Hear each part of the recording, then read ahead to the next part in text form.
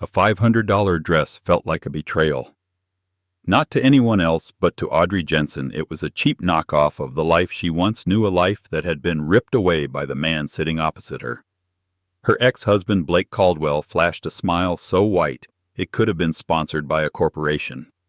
He adjusted the cuff of his shirt, letting the platinum gleam of his new Audemars Piguet watch catch the restaurant's light. "It's just a little something," he'd said, a bonus for closing the Henderson deal. He was bragging not to his new fiancée, but directly at Audrey. And in that moment of crushing humiliation, she had no idea that a single phone call less than 12 hours away was about to make his entire world look like a child's piggy bank. The reservation was for 3, but the 4th chair at the table in the middle of Veritas, one of downtown Chicago's most pretentiously expensive restaurants, felt like a ghost. It was the specter of Audrey Jensen's past life, a life where she and Blake Caldwell would have been celebrating their 12th wedding anniversary. Instead, she was celebrating their finalized divorce, a let's be adults about this dinner that felt more like a public execution of her dignity. Across from her, Blake was performing. He wasn't just a man. He was a walking, talking press release for his own success. Everything about him was an upgrade from the man she had married. His suit was a custom Tom Ford, a stark contrast to the off-the-rack department store suits he wore when she was working 2 jobs to put him through his MBA program. His hair was perfectly styled, his teeth unnaturally white. He had outsourced the man he was for a shinier model. The third person at the table was the primary reason for this upgrade, Tiffany Dubois. She was 26, with hair the color of spun gold, and eyes that held the shrewd calculating glint of a woman who knew her market value. She clung to Blake's arm, her fingers adorned with a diamond the size of a small quail egg intertwined with his. "Audrey, you look... well..." Blake said the word "well" carrying the weight of 1,000 unspoken insults. It meant plain. It meant exactly as I remember. It meant, thank God I'm not with you anymore. Audrey smoothed down the fabric of her navy blue dress, the most expensive thing she'd bought in 2 years. It had cost her a week's salary from her job as a research librarian at the Harold Washington Library Center. "It's good to see you too, Blake. Tiffany." Tiffany offered a smile that didn't reach her eyes. "Blake has told me so much about you. It's just so brave of you to start over at your age." Audrey was 38. The comment was a perfectly aimed dart, and it hit its mark. She forced a smile. "It's a challenge." The waiter arrived and Blake took control, ordering a bottle of Chateau Margaux without glancing at the price. When it arrived, he made a show of swirling it, sniffing it, and pontificating on its notes of cedar and black currant to the sommelier, who looked on with bored professionalism. "We just got back from Monaco," Blake announced to the table, though his eyes were fixed on Audrey. "The Grand Prix. You can't imagine the energy, Aud. We chartered a yacht with some of my new partners from Goldman Sachs. The Henderson deal I closed last quarter. Let's just say it put me in a new bracket." He leaned forward conspiratorially. "They're talking about making me the youngest regional director in the firm's history." Audrey took a sip of water. She remembered the Blake who celebrated a $5,000 bonus by buying a used Honda Civic and taking her for pizza. That man was gone. This new Blake measured life in European cities, luxury brands, and the envious glances of others. "That's wonderful, Blake," she said, her voice even. "I'm happy for you." The lie tasted like ash in her mouth. "And this little thing?" Tiffany said, waggling her finger so the diamond caught the light and shattered it into 100 tiny, painful shards. "He proposed on the yacht right in front of everyone. It was like a movie." "I figured why wait," Blake said with a magnanimous shrug. "When you know, you know. And when you can afford it, you don't buy cubic zirconia." The jab was so direct, so cruel, it stole the air from Audrey's lungs. Her own engagement ring, which she had returned to him months ago, had been a modest but beautiful sapphire he'd bought with his first real paycheck. At the time, he'd told her it was the color of her eyes. Now he was calling it cheap. She felt a hot flush of shame creep up her neck. She had to get out. She put her napkin on the table. You know it's getting late and I have an early start tomorrow. Blake's face fell into a mask of mock concern. Oh, already, Audrey, the night is young. You should live a little. What's the rush? Shelving books. Tiffany giggled a high tinkling sound that grated on Audrey's nerves. That was it. The final cut. Audrey stood up, her composure a fragile veneer. Congratulations on everything, Blake. Truly. I wish you both a lifetime of happiness. She looked him in the eye, letting him see the flicker of the woman he had once loved, the woman he had discarded. You've got everything you ever wanted. She turned and walked away, not looking back. She could feel his eyes on her, feel his smug satisfaction radiating across the restaurant. She didn't let the tears fall until she was outside the cold Chicago wind, a welcome shock to her system. Hailing a cab, she gave the driver her address, a small rent-controlled apartment in Lincoln Park that suddenly felt less like a sanctuary and more like a cage. Back in her apartment, surrounded by the comforting silence of her books, she allowed herself to crumble. She had given that man the best decade of her life. She'd supported his dreams, celebrated his small victories, and comforted him through his failures. She had been the scaffolding upon which he built this new glittering life, and once he reached the top, he'd simply kicked it away. She made a cup of tea, her hands trembling slightly. She sat in her worn armchair, the city lights twinkling outside her window. She felt profoundly and utterly alone, a footnote in the grand, important story of Blake Caldwell. As she drifted into a restless sleep, she made a quiet promise to herself: no more. No more looking back. Tomorrow she would focus on her simple, quiet life. It might not be glamorous, but it was hers. She had no way of knowing that her simple, quiet life was about to end spectacularly and irrevocably. The next morning, as she was getting ready for work, her phone rang. It was an unfamiliar number with a downtown area code. "Is this Ms. Audrey Jensen?" a man's voice asked. It was deep, formal, and carried an air of immense gravity. "Yes, this is she." "Ms. Jensen, my name is Arthur Pendleton. I am a senior partner at the law firm of Kirkland & Ellis. I am calling you on behalf of the estate of my client, Mr. Walter Finch. I'm afraid I have some news. Mr. Finch passed away 2 days ago." Audrey sank onto her sofa. Mr. Finch, Walter, a quiet elderly man who came into the library every Tuesday and Thursday like clockwork. He was frail, with kind eyes and hands stained with what she assumed was paint or ink. He always wore the same tweed jacket, slightly frayed at the cuffs. He never spoke much, but he would always thank her personally for finding the obscure history and art books he requested. She'd occasionally bring him a cup of tea, a small kindness for a man who seemed lonely. "Oh, I'm so sorry to hear that," Audrey said, genuinely saddened. "He was a very sweet man." "Indeed he was," Mr. Pendleton replied. "Ms. Jensen, Mr. Finch has named you in his will.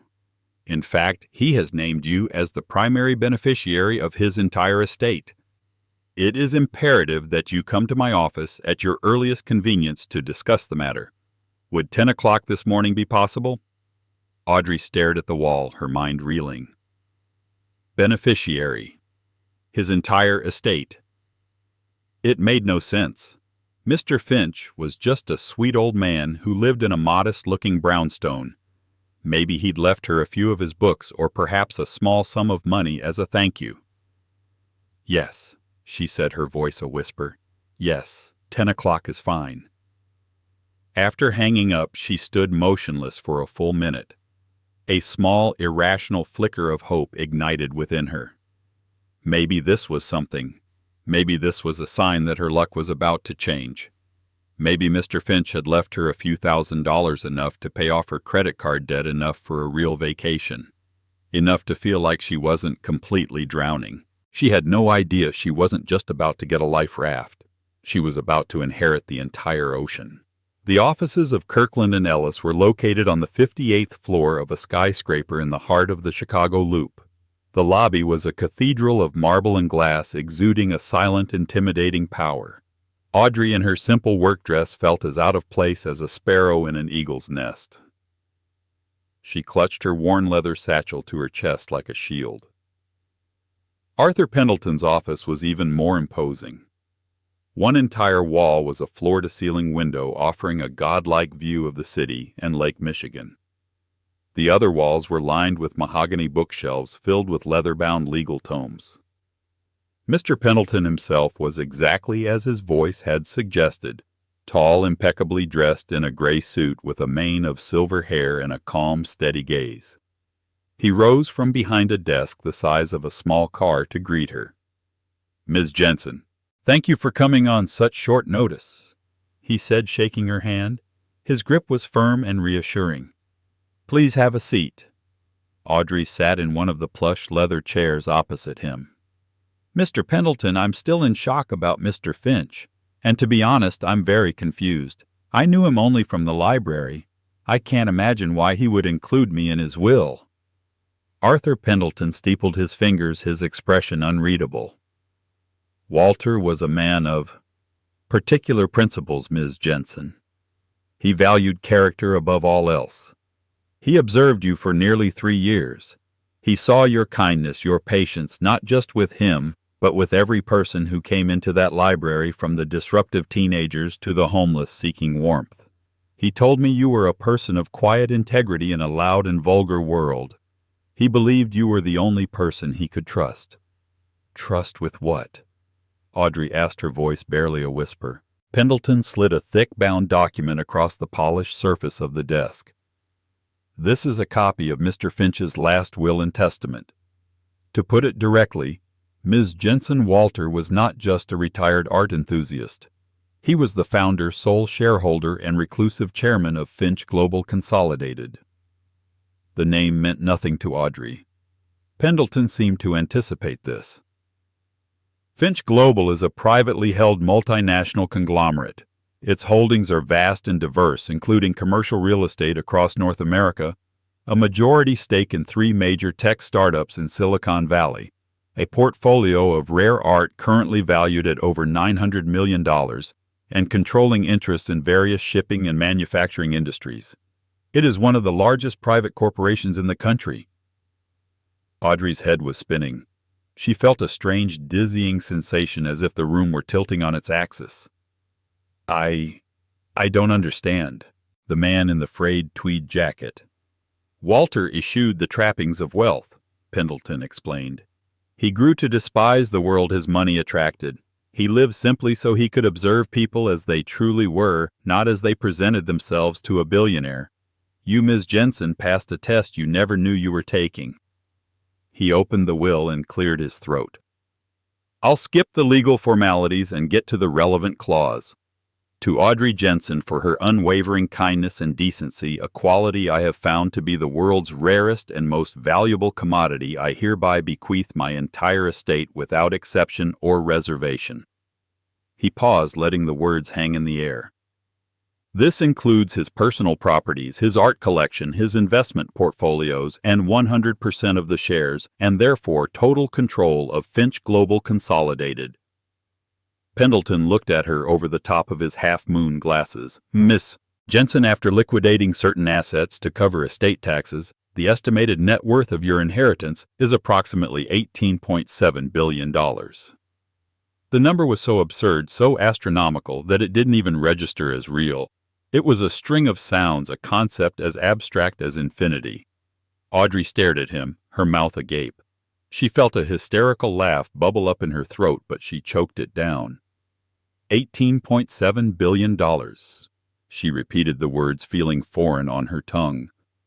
"There must be a mistake. He must have relatives. A family."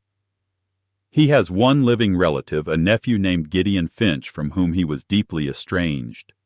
Walter believed Gideon to be a man of profound greed and weak character. He has been explicitly and deliberately disinherited. I expect he will contest the will, but I assure you Walter's instructions were ironclad. We are fully prepared for a legal battle." Audrey's mind flashed back to the dinner last night. Blake so proud of his bonus, his new bracket. His Audemars Piguet watch probably cost $50,000. She now owned assets that could buy the entire company that made the watch, and the company that employed Blake in the entire city, block the restaurant was on, and still have billions left over. The sheer cosmic irony of it was overwhelming. "There is one condition," Pendleton continued, pulling her back to the terrifying reality of the moment. Walter did not want his life's work to be dismantled or simply liquidated. He stipulated that for you to inherit, you must assume his role as chairperson of the board of Finch Global for a period of no less than 5 years. You don't have to run the day-to-day operations. There is a CEO and a competent executive team for that, but you must hold the position, attend board meetings, and guide the company's overall direction. He wrote, "I trust her moral compass more than any MBA's balance sheet." A librarian. They wanted a librarian to chair the board of a multi-billion-dollar corporation. It was the most ludicrous thing she had ever heard. "Me, I don't know the first thing about business," she stammered. "I arrange books on shelves. I help people find information. I can't run a company." "Walter believed you could," Pendleton said calmly. "And my job as executor of the estate and Walter's longtime counsel is to provide you with all the resources you need to succeed. Tutors, advisors, legal counsel, security, anything you require will be at your disposal. You simply have to accept." Accept. It was a simple word for a decision that would shatter her universe. She thought of her tiny apartment, her mounting bills, the soul-crushing pity in Blake's eyes. She thought of the freedom, the power, the ability to never, ever feel small again. She took a deep breath, the rarefied air of the 58th floor filling her lungs. "Okay," she said, her voice shaking but resolute. "I accept." The moment the words left her lips, a new life began. Pendleton slid a phone across the desk. "This is for you. It's a secure line. My number is programmed in. The first transfer of liquid assets to a new account set up in your name will occur within the hour. It will be an initial sum of $50 million for your immediate personal needs." $50 million for immediate needs. As she rode the elevator down, the world outside the glass walls seemed to rush by in a blur. She felt like an astronaut re-entering the atmosphere, rocketing into a world she no longer recognized. When she stepped out onto the street, the city noise, the traffic, the people, it all sounded and looked different. She wasn't just Audrey Jensen, the librarian, anymore. She was Audrey Jensen, one of the wealthiest women in the world. Her phone buzzed in her hand. It was a text from an unknown number. Her old number. It was Blake. "Heard a crazy rumor from someone in the legal world. Is it true some old guy left you money? Hope you got enough to finally fix the radiator in your apartment. LOL." Audrey stared at the text. Yesterday it would have wounded her. Today it was a fly buzzing around a lion. She thought for a moment, a slow, dangerous smile spreading across her face for the first time in years. She began to type a reply. Audrey never sent the reply to Blake. She deleted the text, and with it the urge to prove anything to him. The game had changed so profoundly that he wasn't even a player anymore. Her focus wasn't on him. It was on the terrifying, vertiginous cliff edge of her new life. The next few days were a surreal whirlwind orchestrated by Arthur Pendleton. Her modest apartment was suddenly the temporary base of operations for a small army of professionals.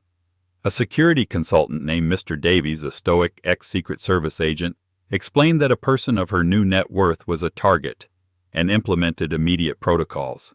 A financial advisor from J.P. Morgan Private Bank.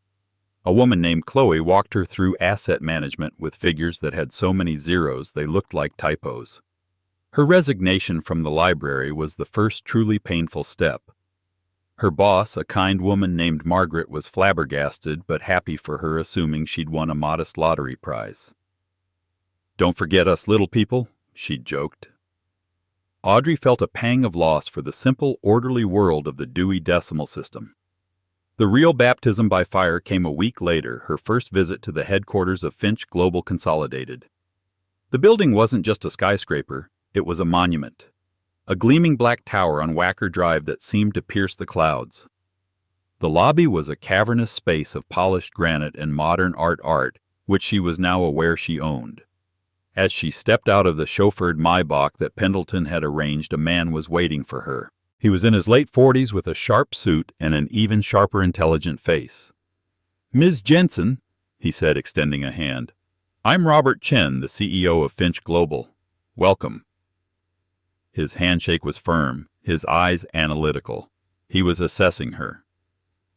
"Thank you for meeting me, Mr. Chen," Audrey said, trying to project a confidence she was nowhere near feeling. "Please call me Robert. We were all very fond of Walter.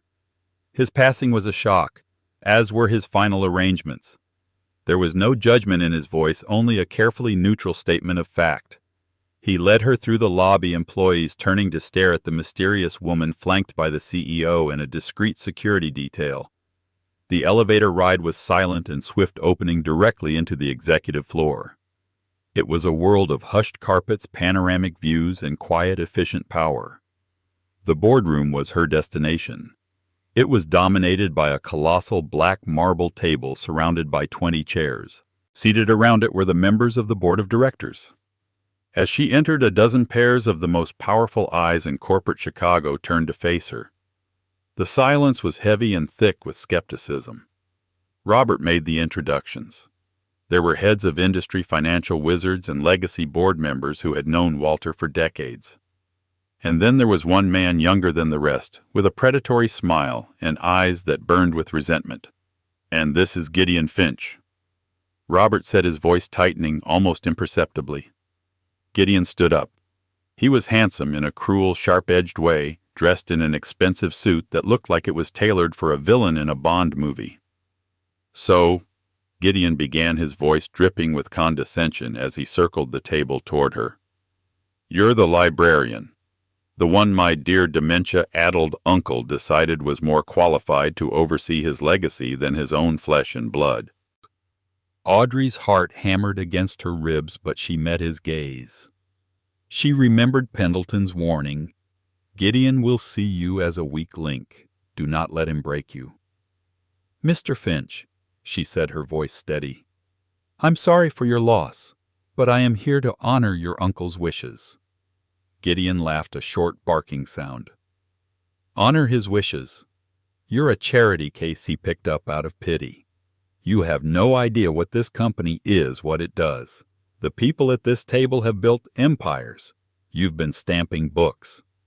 Tell me, Ms. Jensen, what's your take on our Q3 earnings projection for the subsidiary in Singapore, or our current risk exposure in the South American logistics market?" The questions were designed to humiliate her, to expose her as an imposter. The other board members watched, their faces impassive. This was a test. Audrey felt a surge of adrenaline. The old Audrey would have shrunk. The new Audrey, the one with $18.7 billion in her corner, found a spine she didn't know she had. "You're right, Mr. Finch," she said clearly, her voice echoing in the silent room. "I don't have answers to those specific questions today. I'm not a finance expert. I'm a librarian. And as a librarian, I've learned one crucial skill: how to find the right information, ask the right questions, and listen to the experts. My expertise isn't in spreadsheets. It's in recognizing value. Your uncle valued my character. Perhaps he felt the board had enough experts in risk exposure and not enough in common decency." A flicker of something surprised respect crossed Robert Chen's face. Gideon was taken aback, his sneer faltering for a second. She wasn't finished. "I am the majority shareholder of this company now. That is a fact. I intend to learn everything I can, and I will rely on the expertise of Mr. Chen and the other dedicated members of this board. I will not be bullied, and I will not be underestimated. Now, if you'll excuse me, Mr. Chen was about to give me a tour of my company." She turned her back on Gideon, a calculated move of dismissal, and looked expectantly at Robert. After a beat of stunned silence, Robert Chen nodded, a small, genuine smile finally touching his lips. "Of course, Madam Chairwoman. Right this way." As she walked out of the boardroom, she didn't need to look back to know that she had made a dangerous and permanent enemy. But she had also survived her first test. She had stood in the lion's den and refused to be eaten. Meanwhile, across town, Blake Caldwell was having a very different kind of day. The crazy rumor he'd texted Audrey about had solidified into a city-shaking news story. It was a small piece in the Chicago Tribune's business section, but it was spreading like wildfire through the financial community. Reclusive billionaire Walter Finch leaves entire fortune to unknown librarian. Blake stared at the article on his computer screen, his coffee forgotten. It named her. Audrey Jensen. His Audrey. The woman he'd mocked for her small, insignificant life. 18.7 billion. He said the words out loud, but they made no sense. It was a typo. It had to be. He called his source a paralegal he knew who worked in estate law. "It's real, Blake," the paralegal said, his voice giddy with gossip. "The filing is public record. Finch Global. She owns all of it. Your ex-wife might be the richest woman in Illinois. Hell, maybe the entire Midwest." Blake hung up the phone. His hands were numb. The Audemars Piguet on his wrist suddenly felt cheap and gaudy. His Henderson deal bonus, the source of all his bragging, was less than a rounding error in Audrey's new bank account. Tiffany walked into his home office holding up 2 different shades of nail polish. "Blake, honey, which one screams Monaco wedding? The billionaire bling or the filthy rich fuchsia?" Blake looked at her, at the giant diamond on her finger, at her vacuous, smiling face, and for the first time he saw the full price tag of his new life. And he realized with a sickening, plummeting feeling in his gut that he had traded a winning lottery ticket for a handful of magic beans. He had divorced the Hope Diamond to marry a rhinestone. His mind began to race, a desperate, greedy calculation taking root. She loved him once, deeply. That had to still be there, buried underneath the hurt. He had to get to her. He had to fix this. He had thrown away a literal fortune, and he was going to get it back. The first wave of the attack was subtle. It began with whispers in the hallowed halls of finance and gossip columns in the city's glossiest magazines. Anonymous sources close to the Finch family began painting a picture of Audrey Jensen as a cunning, manipulative gold digger. They claimed she had preyed on a lonely, senile old man, worming her way into his life and poisoning him against his own family. The narrative was skillfully crafted. She was the bookish seductress, the quiet predator. Photos of her taken by paparazzi, who now stalked her every move, were juxtaposed with pictures of Gideon Finch, looking like a concerned, grieving nephew, unjustly robbed of his birthright. Blake Caldwell, watching from the sidelines, saw his opening. He and Tiffany began strategically attending charity galas and high-profile restaurant openings, places where they were sure to be seen and interviewed. "It's a complete shock to everyone," Blake would say to a society reporter, his face a mask of feigned concern. "Audrey is a simple woman. I loved her for that. But she was always impressionable. The idea of her running a global corporation is frankly terrifying. I'm worried for her," Tiffany would add, sighing delicately. "We just hope she's getting good advice.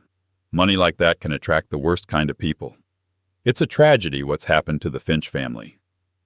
They were positioning themselves as the concerned ex-husband and the compassionate fiancé, planting seeds of doubt about Audrey's competence and character. It was a death by 1,000 cuts, and it was working. The media narrative began to shift. Public opinion, initially charmed by the Cinderella story, started to sour. Was she really just a simple librarian, or was she something far more sinister? Audrey felt the pressure mounting. She was now living in a sprawling penthouse apartment atop the Four Seasons that Pendleton had insisted she occupy for security reasons. It had a breathtaking view of the city, but it felt like a gilded cage. Every time she went out, she was swarmed by reporters shouting questions. "Ms. Jensen, is it true you isolated Walter Finch from his family? What do you say to allegations that you took advantage of a vulnerable man? How does a librarian plan to manage an $18 billion portfolio?" The whispers reached the boardroom of Finch Global. At the next meeting, several board members who had been cautiously neutral were now openly hostile. They sided with Gideon, questioning every preliminary decision she made, second-guessing the advice of Robert Chen.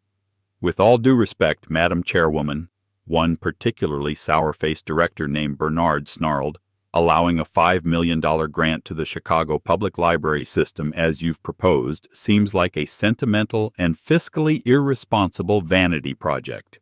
This is a business, not a charity."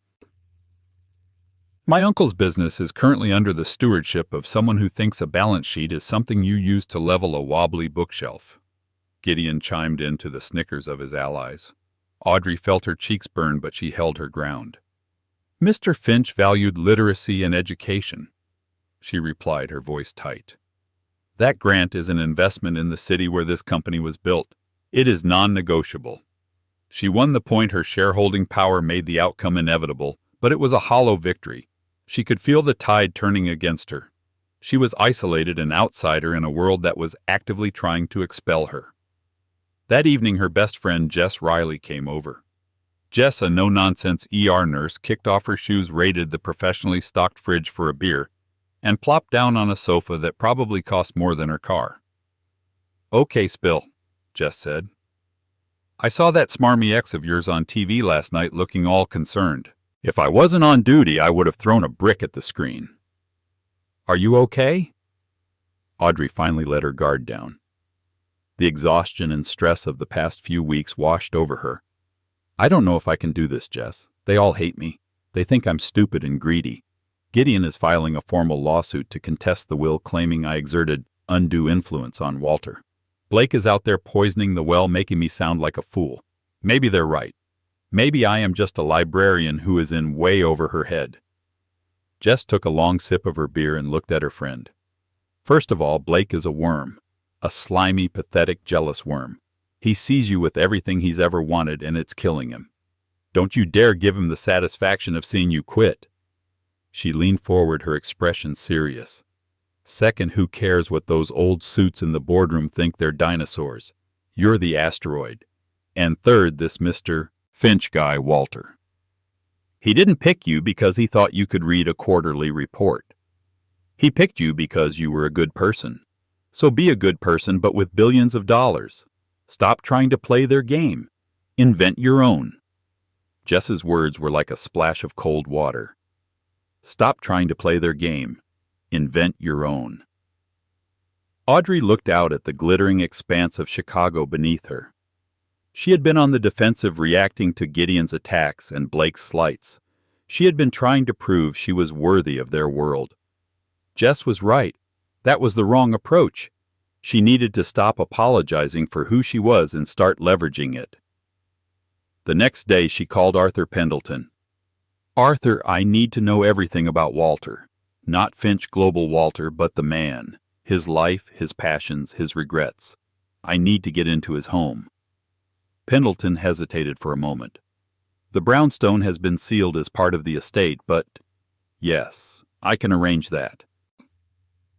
A few days later, Audrey stood outside the modest Lincoln Park brownstone she had passed 100 times without a second glance. With Arthur Pendleton at her side, she unlocked the door and stepped inside. The interior was not what she expected. It wasn't opulent, but it was filled with priceless treasures. Original paintings by Monet and Degas hung on the walls next to simple framed photographs.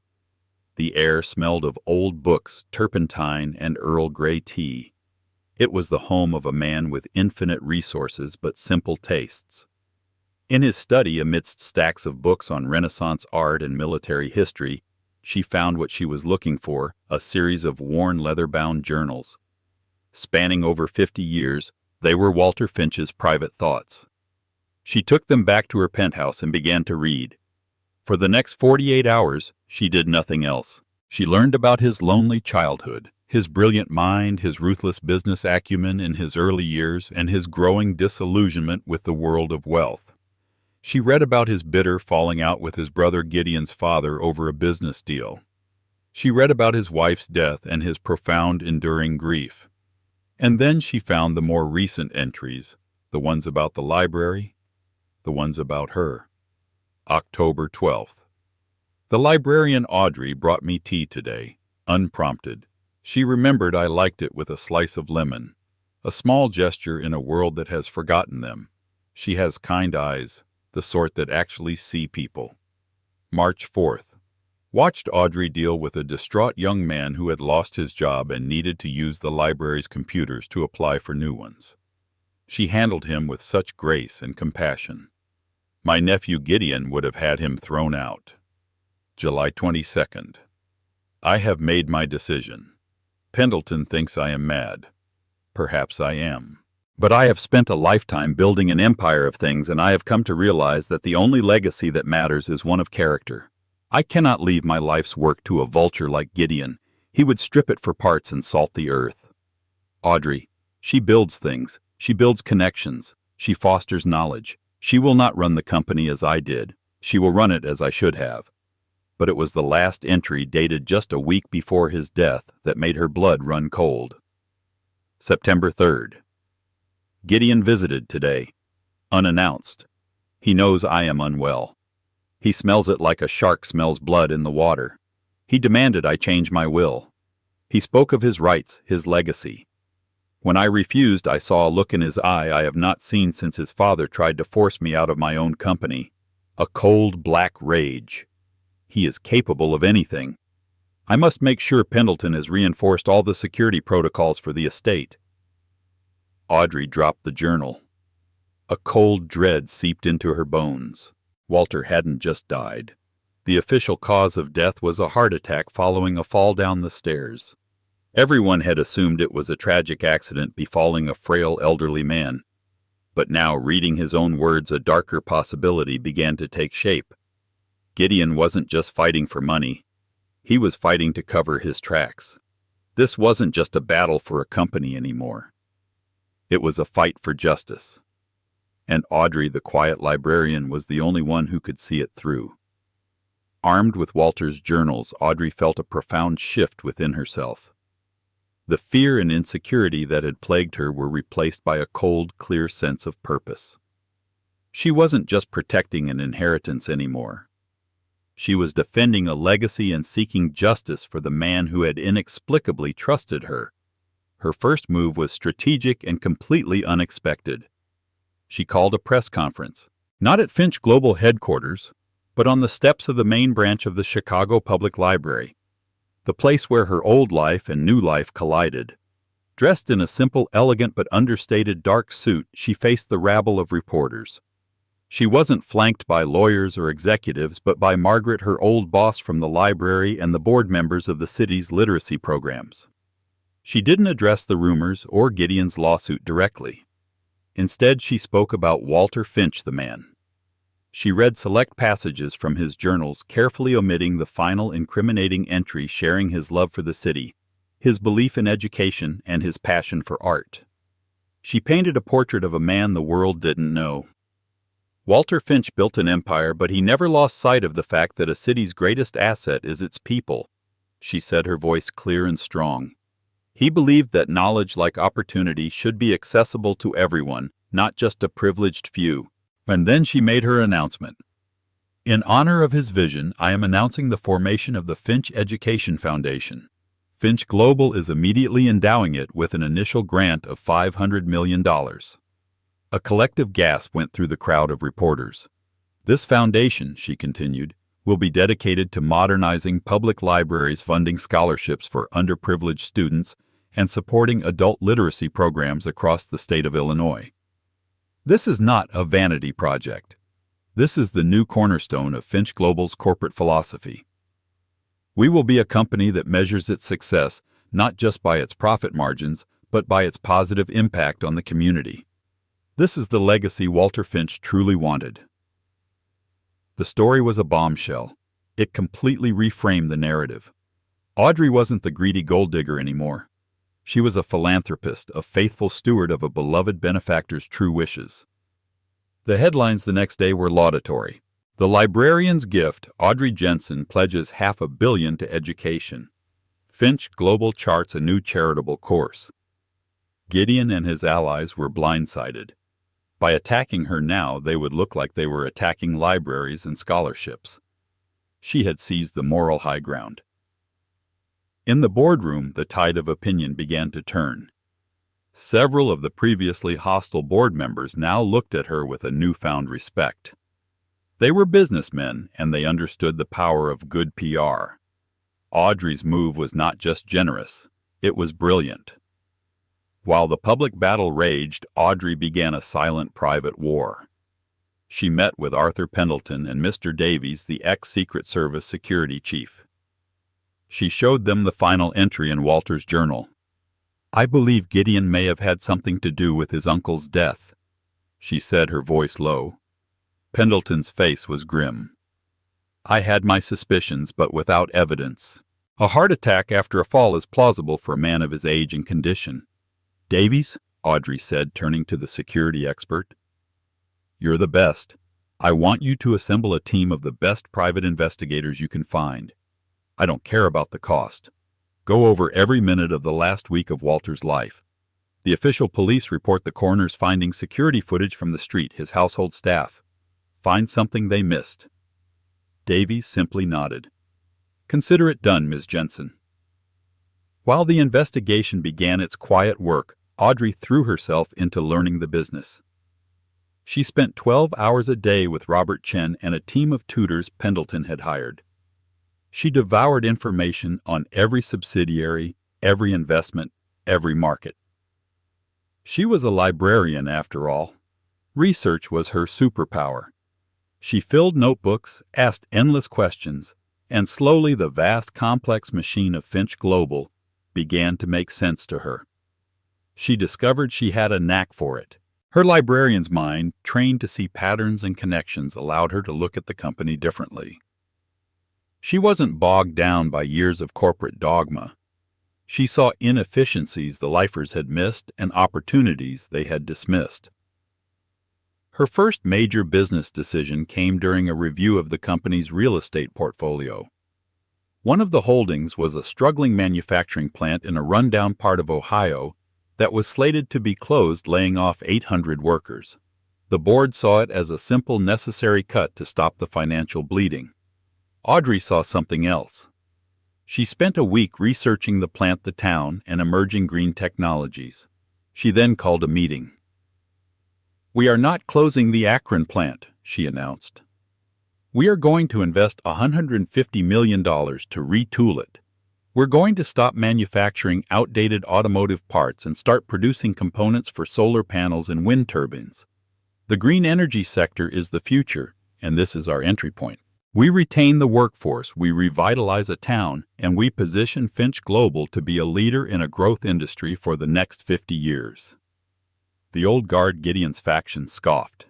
It was a massive risk, but Robert Chen and the younger, more forward-thinking members of the board saw the genius in it. It was bold, socially responsible, and potentially incredibly profitable. With her authority as majority shareholder, the motion passed. Meanwhile, Blake's world was beginning to unravel. Audrey's philanthropic masterstroke had made him look petty and foolish. His concern now sounded like sour grapes. At work, his colleagues began to look at him with a mixture of pity and contempt. He was the guy who had fumbled the winning lottery ticket. The Henderson deal, once his crowning achievement, was now old news. He was failing to land new clients, his Midas touch seemingly gone. Tiffany was also growing impatient. The high-flying life Blake had promised was being financed by an increasing mountain of debt. She wanted a bigger apartment, a summer home in the Hamptons, a wedding that would be the envy of Chicago society. "When are you going to talk to her?" she demanded one night, scrolling through photos of Audrey at the library press conference. "She's making us look like fools. That should be our money she's giving away." "It's not that simple, Tiff." Blake snapped, the pressure getting to him. "I can't just walk up and ask for a handout." "Then do something," she shrieked. "You promised me the world, Blake. Right now, all I'm seeing is a 2-bedroom condo with a view of a parking garage." Desperate, Blake made his move. He got Audrey's new secure number from a contact and called her. She answered, her voice cool and distant. "Audrey," he began, trying to sound like the charming, loving man he once was. "I've been so worried. This is all so much for you. I just want to be there for you to help you navigate it. I still care about you."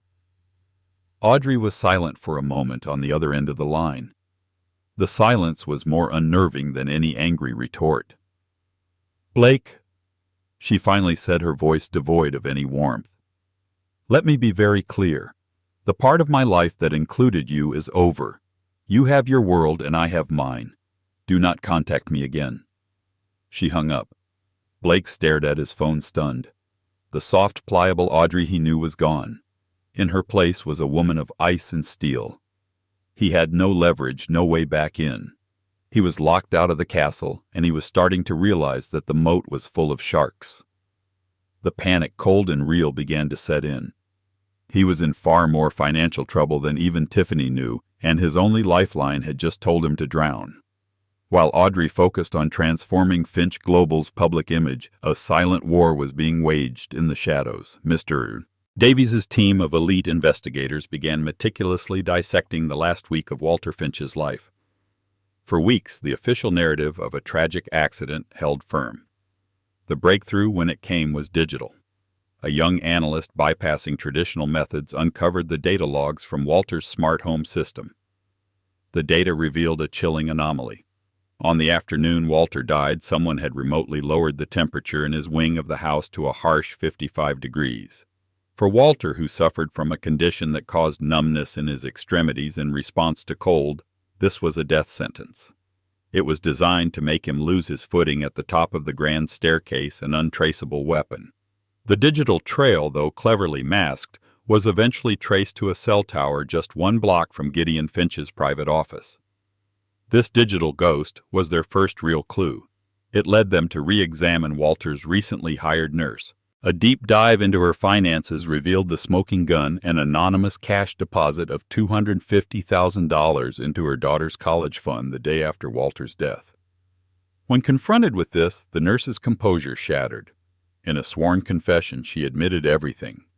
Gideon had hired her to spy on his uncle, report on his health, and on that final day, ensure his beta-blocker medication was readily available and that she was gone an hour earlier than scheduled. It was a conspiracy to create the perfect storm of conditions for a fatal accident. While Audrey's team was closing in on the truth, Blake Caldwell's world was imploding. His professional reputation was in tatters, creditors were closing in, and Tiffany's demands for a more lavish lifestyle grew more insistent.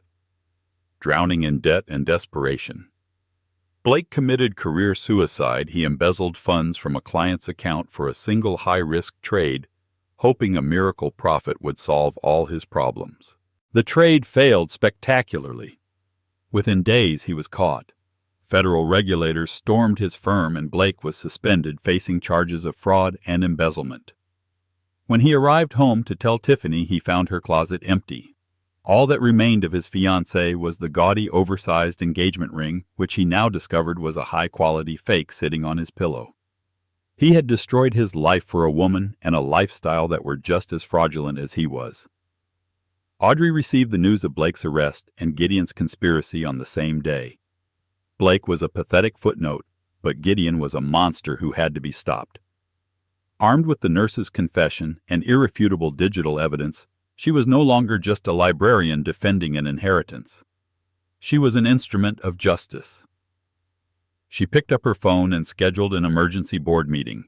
It was time for the final confrontation. The nurse's terrified recorded confession echoed in the silent boardroom. When it finished, Audrey didn't pause. She presented the digital evidence, the remote thermostat change that targeted Walter's medical condition, the IP address pinging near Gideon's office, weaving a damning narrative of cold, calculated murder. "You didn't just want his money, Gideon," she stated, her voice as sharp as glass. "You wanted his chair, and you were willing to kill for it." Gideon shot to his feet, his face a mask of rage. "Lies. It's all a fabrication by this conniving—" His tirade was cut short as the boardroom doors swung open. 2 detectives stepped inside, their presence instantly silencing the room. "Gideon Finch," one said, his voice flat and final. "You're under arrest for the murder of Walter Finch." As he was led away in handcuffs, his empire of arrogance crumbling into public disgrace, the boardroom doors closed, leaving a stunned silence. The war was over. Bernard, the director, who had once sneered at her, looked at Audrey with newfound awe. "Madam Chairwoman," he said, speaking for everyone, "we were wrong about you." It was the only apology she needed. The reckonings were swift.